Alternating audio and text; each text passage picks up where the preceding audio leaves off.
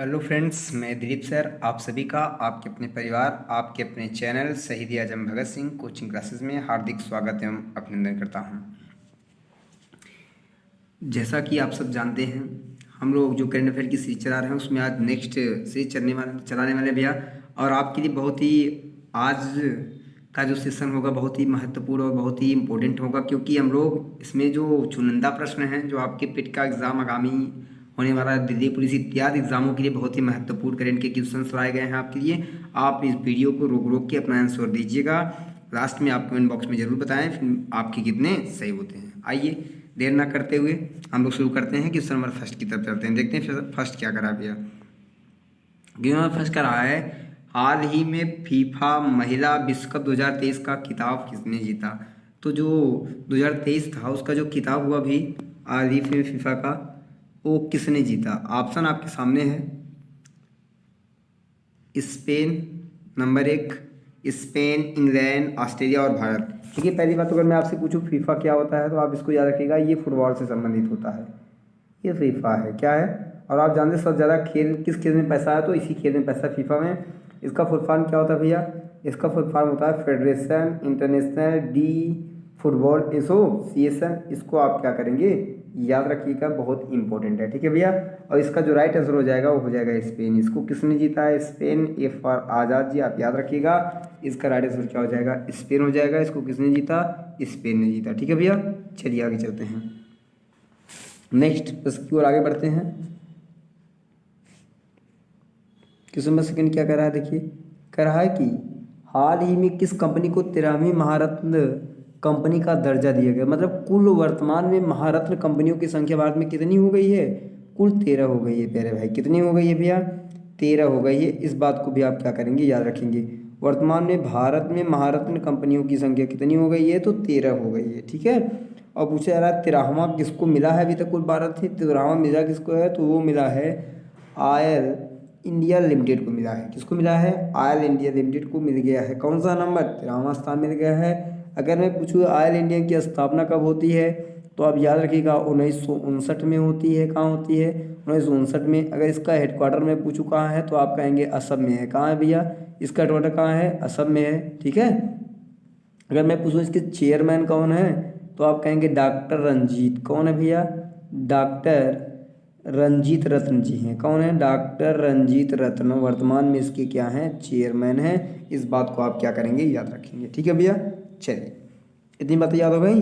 तो अभी तक कुल 12 थी, ये ऑयल को लेकर, ऑयल इंडिया लिमिटेड को लेकर कुल 13 हो गई हैं। ठीक है भैया।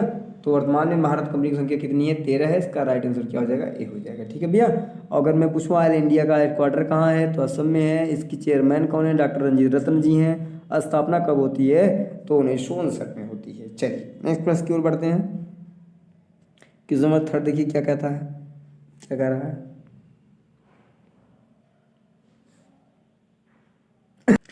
ये कह रहा है वर्ल्ड तीरंदाजी चैंपियनशिप में गोल्ड जीतने वाले पहले भारतीय पुरुष खिलाड़ी कौन बन गए हैं, बता दीजिए। तो जो तीरंदाजी चैंपियनशिप हुआ वर्ल्ड में, उसमें पहले गोल्ड जीतने वाले जो भारतीय खिलाड़ी बने हैं वह कौन बने हैं। आपके सामने ऑप्शन है, आप इसका आंसर मुझे दीजिएगा। ऑप्शन है विवेक तुकाराम, राकेश अश्विनी और ओजस देवताल साहब। तो बताइएगा इसका जो राइट आंसर हो जाएगा वो क्या हो जाएगा प्यारे भाई। इसका जो राइट आंसर है वो है option number C. Option number C first Chandrashekhar ji Ojas Devtale साहब ने क्या किया है, जो तीरंदाजी चैंपियनशिप है उसमें पहली बार भारत के लिए क्या जीता, इन्होंने गोल्ड मेडल जीता। क्या जीता है, गोल्ड मेडल जीता। ठीक है भैया। तो इसका सी आंसर राइट हो जाएगा। इसको आप क्या करेंगे, याद रखेंगे, इसको नोट करते चलिए। ठीक है भैया। चलिए नेक्स्ट प्रश्न की ओर बढ़ते हैं। क्वेश्चन नंबर 4 देखिए क्या कह रहा है। ये 4 क्वेश्चन आपके सामने है, बहुत ही इंपॉर्टेंट है। जितने भी भाई लोग पेट का एग्जाम देने जा रहे हैं, जो यूपी की तैयारी कर रहे हैं, उनके लिए बहुत इंपॉर्टेंट है। क्योंकि भारत का नवीनतम 53वां टाइगर रिजर्व कौन सा बना है। मतलब भारत में कुल कितने टाइगर रिजर्व हो गए हैं, कुल 53 टाइगर रिजर्व हो गए हैं। कितने हो गए हैं, 53 टाइगर रिजर्व हो गए हैं। अगर मैं आपसे पूछूँ 53वां इसमें से जो आपके सामने ऑप्शन है उसमें से कौन सा बन गया है, तो आप मुझे बताइएगा इसमें से कौन सा बन गया है, बताइए। 53वां जो बना है वो बना है Ranipur tiger reserve, Orang national park, या फिर सिमलीपाल नेशनल पार्क, या फिर Nagarjuna Sagar Shri slam tiger reserve. तो बताइएगा इसमें से कौन सा राइट आंसर हो जाएगा। इसका right answer option number A हो जाएगा, जो कि कहाँ पड़ता है, उत्तर प्रदेश की चित्रकूट में पड़ता है। आप इसको याद रखिएगा, उत्तर प्रदेश की किस जगह पड़ता है, चित्रकूट में पड़ता है। कहाँ पड़ता है, ये पड़ता है यूपी में। और यूपी में किस जगह पड़ता है अगर पूछा जाए तो आप कहेंगे चित्रकूट में पड़ता है। कहाँ पड़ता है प्यारे भाई, चित्रकूट में। ठीक है, इसका राइट आंसर आप क्या कहेंगे, ए कहेंगे। रानीपुर टाइगर रिजर्व उत्तर प्रदेश के चित्रकूट में स्थित है। ये भारत का 53वां टाइगर रिजर्व बन गया है। इस बात को आप क्या करेंगे, याद करेंगे, इसको नोट कर लीजिएगा। ठीक है भैया, पेट के लिए बहुत ही इंपॉर्टेंट है। पेट की एग्जाम देने वाले सभी भाई लोग इसको बहुत ही बढ़िया से मतलब अच्छी तरह से नोट करके रखे रहेंगे, इसको याद किए रहेंगे। ठीक है भैया, चलिए क्वेश्चन नंबर 5 की ओर बढ़ते हैं, देखते हैं क्या कहता है। नागालैंड की पहली महिला मंत्री कौन बनी। नागालैंड की पहली महिला मंत्री कौन बनी बताइए। राखी बिरला, जयश्री बनर्जी, कमला बेनीवाल, सलहौतु सलहौतु ओनुओ क्रुस। आप बताइएगा इसका राइट आंसर क्या हो जाएगा। इसका राइट आंसर आपके सामने है, आप मुझे जल्दी से बताइएगा क्या हो जाएगा प्यारे भाई। इन चारों में से राइट आंसर क्या है, जो कि नागालैंड की पहली महिला मंत्री बनी। ये आपके लिए इंपॉर्टेंट है, पहली महिला मंत्री नागालैंड। और आप जानते हैं नागालैंड से क्वेश्चन मैं आपको बता दूं तो नागालैंड एकमात्र ऐसा स्टेट भारत का है जिसकी राजकाज की भाषा अर्थात राज की भाषा क्या है, इंग्लिश है। क्या है प्यारे भाई, इंग्लिश अर्थात अंग्रेजी है। आप इसको भी याद रखिएगा, नागालैंड की राज की भाषा क्या है, इंग्लिश है। ठीक है, तो आप मुझे इसका राइट आंसर बता देंगे। इसका राइट आंसर क्या हो जाएगा, इसका राइट आंसर है सलहौतु ओनुओ क्रुस, मतलब option number D, D for director इसका राइट आंसर हो जाएगा।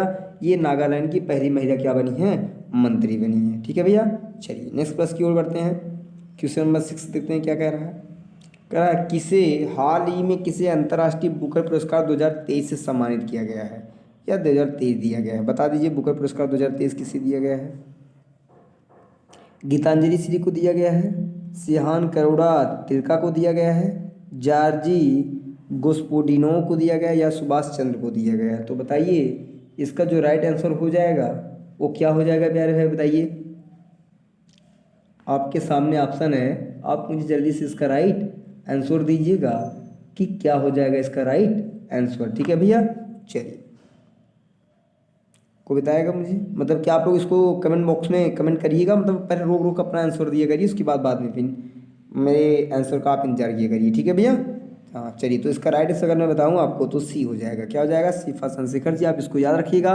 और अगर मैं पूछूँ ये है कहाँ के, तो आपने सुना होगा बुल्गारिया एक कंट्री है, वहाँ के रहने वाली है। कहाँ की, जो बुल्गारिया है वहाँ के रहने वाले। ठीक है भैया, ऑप्शन सी इज राइट, याद रखिएगा इसको। ठीक है भैया, बहुत इंपॉर्टेंट है ये अंतर्राष्ट्रीय बुकर पुरस्कार। और आपसे एक मैं आंसर जानना चाहूँगा, कमेंट बॉक्स में कमेंट दीजिएगा। गणित का नोबेल किसे कहा जाता है।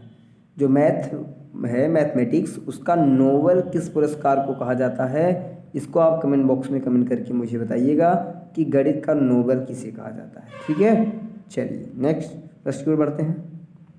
क्वेश्चन नंबर 7 देखिए क्या कह रहा है। क्वेश्चन नंबर 7 कह रहा, महाराष्ट्र के मुख्यमंत्री एकनाथ शिंदे ने अहमदनगर का नया नाम क्या रखने का ऐलान किया। अर्थात जो महाराष्ट्र में अहमदनगर है उसका नाम बदल दिया गया है, और बदल के क्या रखने का ऐलान किया है। और जो महाराष्ट्र के मुख्यमंत्री साहब है एकनाथ शिंदे जी ने, उन्होंने उसका नाम क्या कर दिया है, बदल दिया है। और बदल के क्या रखने की घोषणा की एकनाथ शिंदे जी ने, आप बता दीजिए किसका नाम बदल के अहमदाबाद का नया नाम क्या रखने की घोषणा की है, किसने, मुख्यमंत्री एकनाथ शिंदे ने। आप मुझे बताइए इसका राइट आंसर क्या हो जाएगा, शिवाजी नगर, अहिल्या नगर, राजेंद्र नगर या फिर मालवा नगर। तो बताइएगा इसका नाम चेंज की क्या रखने की घोषणा की गई है भैया, बताइए। शिवाजी, अहिल्या नगर या फिर राजेंद्र नगर या फिर मालवा नगर। 4 ऑप्शन आपके सामने हैं, आप इसका क्या करिए, जवाब दीजिए मुझे।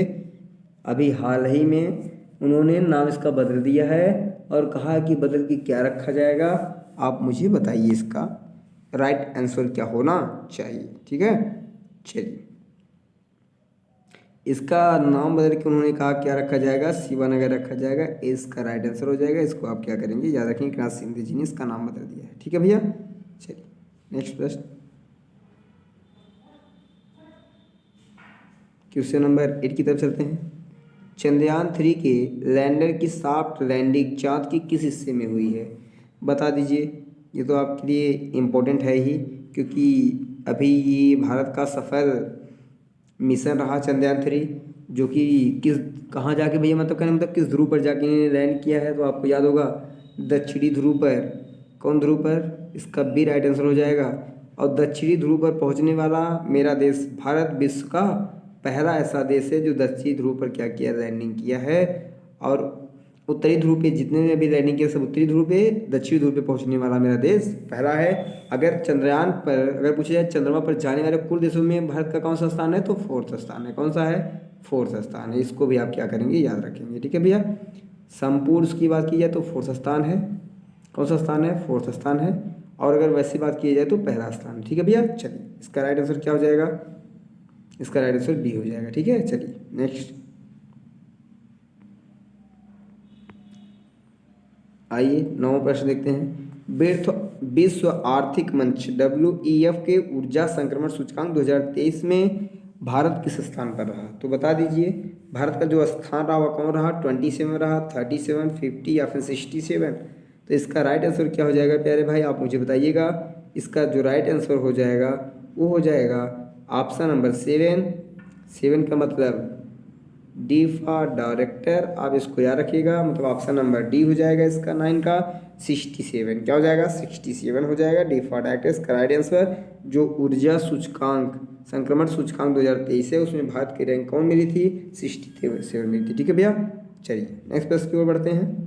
नेक्स्ट और लास्ट प्रश्न है, कह रहा है कि 32वां 32वां जो सरस्वती सम्मान है, 32वां सरस्वती सम्मान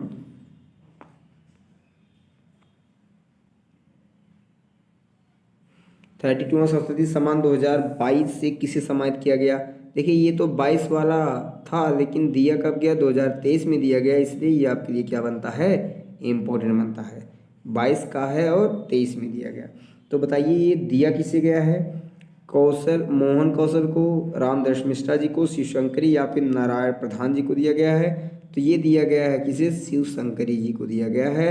option number C is right. इसको आप याद रखिएगा, शिवशंकरी जी को दिया गया है। ठीक है भैया।